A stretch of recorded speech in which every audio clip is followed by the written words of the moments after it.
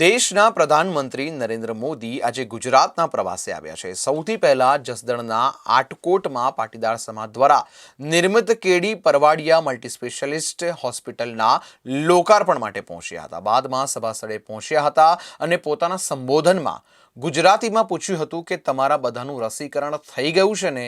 લોકોએ હાથ ઊંચો કરી એક સૂરમાં કહ્યું હા।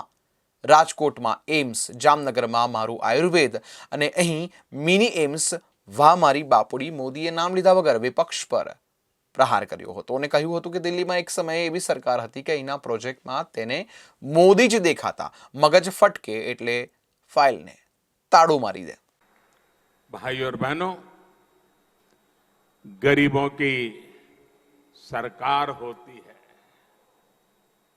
तो कैसे उसकी सेवा करती है, कैसे उसे सशक्त करने के लिए काम करती है, ये आज पूरा देश देख रहा है।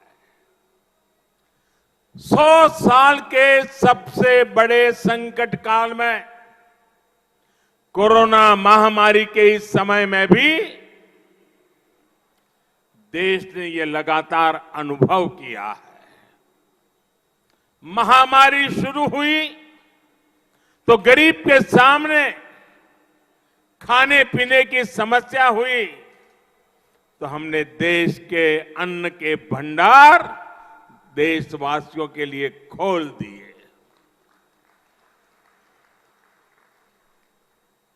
हमारी माताओं बहनों को सम्मान से जीने के लिए जनधन बैंक खाते में सीधे पैसे जमा किए, किसानों और मजदूरों के बैंक खाते में पैसे जमा किए।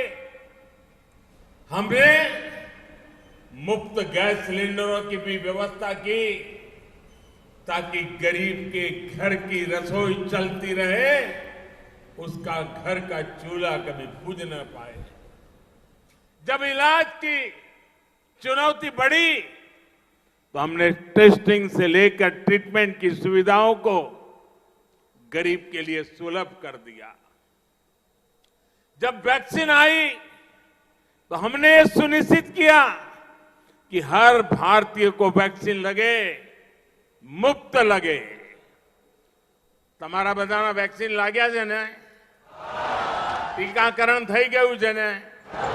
કોઈને કાણી પાઈ આપવી પડી છે? 1 રૂપિયો ખર્ચવો પડ્યો છે?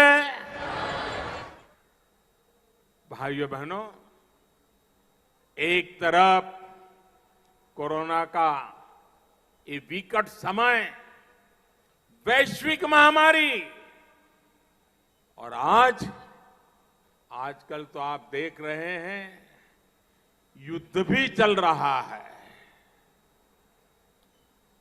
टीवी पर आधा समय युद्ध की खबरें हर किसी को चिंतित करती है। इन परिस्थितियों में भी हमने निरंतर प्रयास किया कि हमारे गरीब भाई बहन को, हमारे मिडिल क्लास को, मध्यम वर्ग के भाई बहनों को मुश्किल का सामना करना न पड़े।